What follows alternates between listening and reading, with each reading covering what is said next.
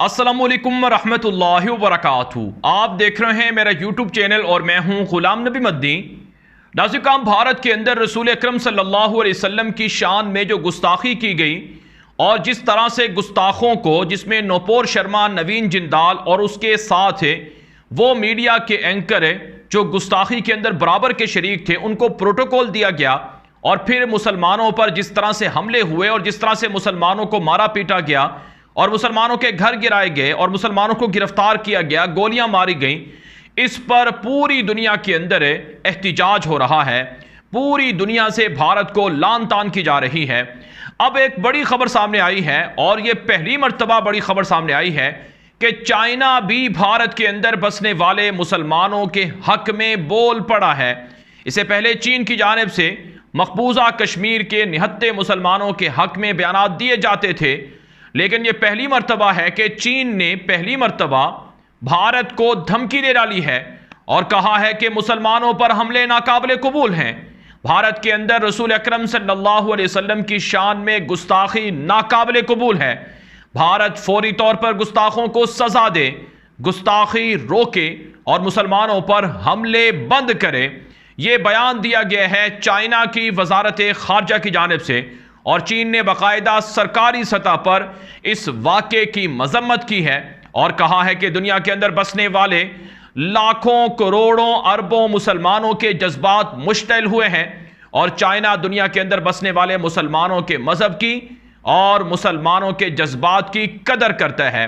चीन ने यह भी कहा है कि चाइना के अंदर बसने वाले मुसलमानों के जज्बात भी मुश्तइल हुए हैं, इसलिए चाइना अपने मुल्क के अंदर बसने वाले मुसलमानों की ईमा पर और मुसलमानों के मुतालबे पर यह मुतालबा करता है भारत से कि वह गुस्ताखी को रोके और गुस्ताखों को सजा दे और मुसलमानों पर हमले बंद करे। इस हवाले से नाज़रीन इकराम, जो बयान सामने आया है ये चाइना की वजारत खारजा की जानिब से सामने आया है और चीन ने भारत पर जोर दिया है कि हुक्मरान जमात भारतीय जनता पार्टी के रहनुमाओं के हजरत मोहम्मद सल्लल्लाहु अलैहि वसल्लम खातमुन नबिय्यीन के बारे में गुस्ताखाना तबसरों के नतीजे में पैदा होने वाली सूरत हाल मुनासिब तरीके से हल करे। आलमी खबर रसाई इदारे के मुताबिक चीन की वजारत खारजा के तर्जुमान वांग वेम्बन ने प्रेस ब्रीफिंग में बीजेपी की तर्जुमान नूपुर शर्मा के नबी करीम सल्लल्लाहु अलैहि वसल्लम के बारे में बयान पर तबसरा करते हुए कहा कि न सिर्फ भारतीय मुसलमानों बल्कि इस्लामी ममालिक में शदीद बेचैनी और इज़्तिराब पाया जाता है। वांग वेम्बन ने मजीद कहा कि चीन ने हमेशा मुख्तलिफ तहजीबों और मुख्तलिफ मज़ाहिब को एक दूसरे का एहतराम करने और बराबरी की बुनियाद पर हुकूक की बात की है। हमें तकब्बुर और तासुब को तर्क करके अपनी तहजीब और दूसरी तहजीबों के दरमियान फ़र्क के बारे में अपनी समझ को दुरुस्त करना चाहिए। चीन के वज़ीर ख़ारजा वांग वेम्बन ने मुख्तलिफ तहजीबों के दरमियान गुफ्तगू, मुकालमे और हम आहंगी के साथ बक़ाए बाहमी के फ़रोग़ की अहमियत पर जोर देते हुए भारत से मुतालबा किया कि पैगम्बर इस्लाम सल्लल्लाहु अलैहि वसल्लम के बारे में नाजेबा बयानात की वजह से जो सूरत हाल पैदा हुई है उसमें बेहतरी लाई जाए और वहाँ बसने वाले मुसलमानों पर जो तशद्दुद है, जो जुल्म है, इसे रोका जाए। नाज़रीन, आप जानते हैं इस वक्त भारत और चीन के बीच सरहद पर काफ़ी तनाव भी पाया जाता है। कहा जाता है कि भारत के अंदर चीनी फौजी दाखिल हैं और चीनी जंगी जहाज़ और चीन के ख़तरनाक असलहा भारत की हदूद में खड़ा कर दिया गया है और जो खुफिया फौजी अड्डे बनाए गए हैं वहाँ से किसी भी वक्त चाइना हमला कर सकता है। और ये खबरें भारत की मीडिया पर नशर हो रही हैं कि पिछले 10-15 दिनों से भारत के 2 फौजी भी लापता हैं जो शायद चाइना ने अगवा कर लिए हैं। और आप जानते हैं 2 साल से वादी गलवान और लद्दाख LAC मैदान जंग बना हुआ है। वहाँ पर चीन और भारत के दरमियान शदीद इख्तिलाफात भी पाए जाते हैं और शदीद झड़पें भी होती रहती हैं जो अमूमन मीडिया की ज़ीनत नहीं बनती हैं। और इसी तरह से आप ये भी जानते हैं कि चाइना के ख़िलाफ़ भारत अमेरिका का स्ट्रेटेजिक अलाय है और स्ट्रेटेजिक इत्तिहादी है और अमेरिका इस वक्त कोशिश कर रहा है कि चीन और ताइवान की जंग शुरू करवा दी जाए, चीन और ताइवान के बीच लड़ाई हो जाए और इसमें भारत पूरा साथ दे रहा है अमेरिका का। अभी चंद दिन पहले जो जापान के अंदर क्वाड समिट हुई थी जिसमें नरेंद्र मोदी भी शरीक हुआ था और जो बाइडन और इसी तरह से ऑस्ट्रेलिया के नए वज़ीर आज़म और जापान के वज़ीर आज़म शरीक हुए थे। ये 4 मुल्कों का जो ग्रुप है इसके अंदर जो साउथ एशिया के, जो चीन के इर्द गिर्द बसने वाले मुल्क हैं उनका 13 रुकनी या 14 रुकनी एक अलायंस बनाया गया है, एक इत्तेहाद बनाया गया है। और हदफ क्या है कि चाइना के बढ़ते हुए कब्जे को रोकना है, चाइना को दुनिया पर गलबा होने नहीं देना है, और भारत इस सिलसिले में अमेरिका की मदद करेगा। और पूरी प्लान के साथ, पूरे मनसूबाबंदी के साथ, प्लान के साथ ये तय किया गया है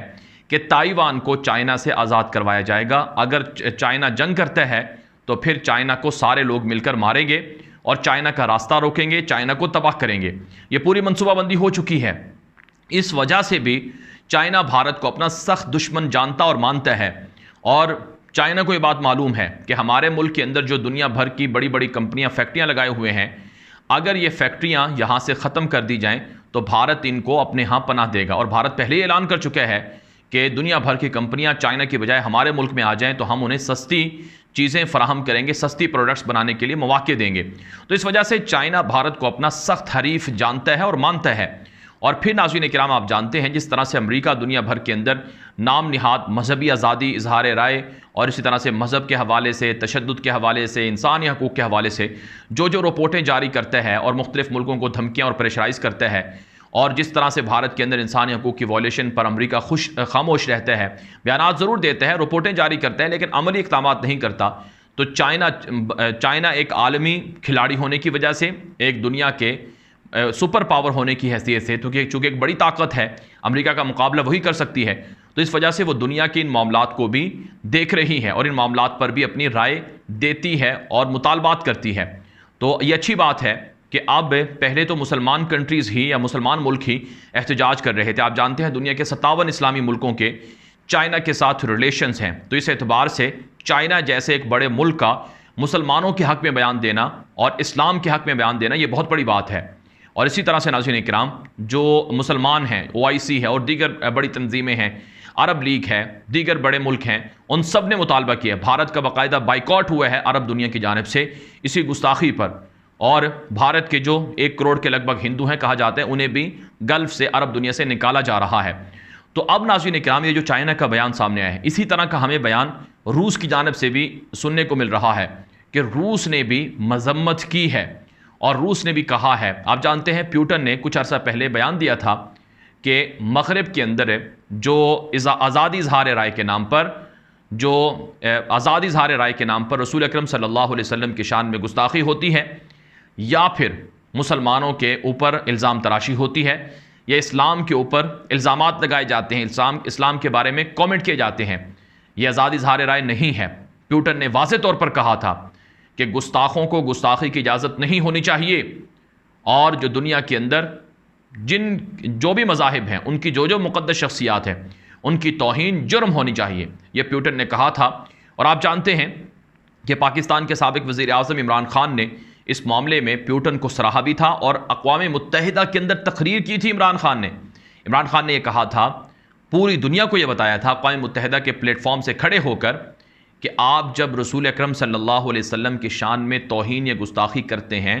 तो यूरोप और मगरिब वालों को, दुनिया के अंदर जो गुस्ताख है, उनको पता नहीं है कि इससे मुसलमानों को कितना दर्द और तकलीफ़ महसूस होती है। ये इतना बड़ा हसास मसला है, इतना बड़ा हसास मसला है कि कोई भी मुसलमान इसकी इजाज़त नहीं दे सकते हैं। इमरान खान ने कहा था कि जिस तरह से दिल का दर्द वही समझ सकता है जिसको दर्द महसूस होता है, हमारे दिलों के अंदर रसूल अकरम सल्लल्लाहु अलैहि वसल्लम बसते हैं, इसलिए आपको पता नहीं है इससे हमें कितनी तकलीफ़ होती है। तो उसके बाद पूरी दुनिया के अंदर जो गैर इस्लामी मुल्क थे, जो गैर मुस्लिम मुल्क थे, उनके सरबराहान ने भी इमरान खान की ये बात सुनी और उस पर अमल किया, और प्यूटन ने उसी वजह से बयान दिया। तो अब चाइना की जानिब से और रूस की जानिब से ये जो बयान सामने आया है, ये एक तरह से अलार्मिंग पैगाम है, ये वार्निंग है कि इस मामले में अगरचे अमरीका, अक़वाम मुत्तहिदा सलामती कौंसल अपने मफादात की खातिर भारत में होने वाले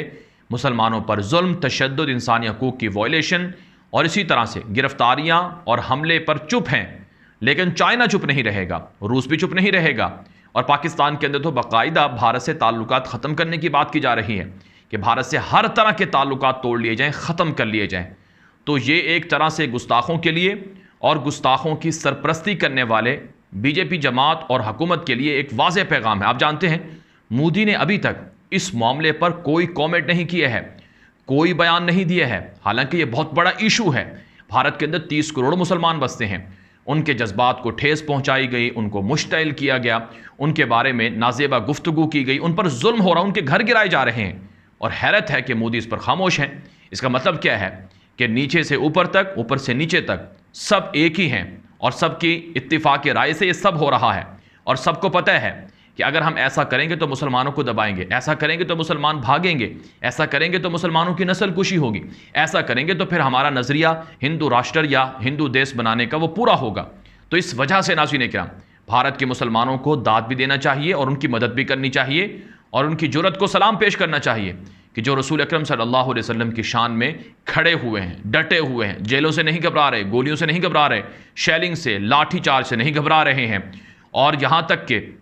उनकी माल और दौलत भी उनसे छीनी जा रही है, उनकी नेशनलिटी उनसे छीनी जा रही, उनके घर बार, उनके बच्चे, उनकी बेटियां, बहनें, माएँ, सबको तंग किया जा रहा है, उनकी आबरू रेजी करने की धमकियां मिल रही हैं। इस सब कुछ के बावजूद भारतीय मुसलमानों को दाद देना पड़ेगी कि वो डटे हुए हैं। यहाँ पर मुस्लिम हुक्मरानों को गैरत का मुजाहरा करना चाहिए। सऊदी अरब के बादशाह शाह सलमान को, वलीअहद मोहम्मद बिन सलमान को, यूएई के बादशाह मोहम्मद बिन जायद को, और इसी तरह से कुवैत के बादशाह को, कतर के बादशाह तमीम मोहम्मद सानी को, और ओमान के बादशाह को, और दुनिया भर के अंदर जितने भी मुसलमान हुक्मरान हैं उन सबको खुलकर सामने आना चाहिए और भारत के मुसलमानों की मदद करनी चाहिए। इस गुस्ताखी को रुकवाना चाहिए और गुस्ताखों को सज़ा दिलवानी चाहिए। याद रखें, अगर आज मुस्लिम हुक्मरान खामोश रहेंगे तो कल रोज़े माशर उनका अंजाम इबरतनाक भी होगा और उनका रसूल अकरम सल्लल्लाहु अलैहि वसल्लम के सामने जब सामना होगा रोज़े माशर में तो वो बहुत शर्मिंदा होंगे। उस वक्त उनके पास कहने को कुछ नहीं होगा। इसलिए दुनिया के अंदर बसने वाले मुसलमानों को इस मामले पर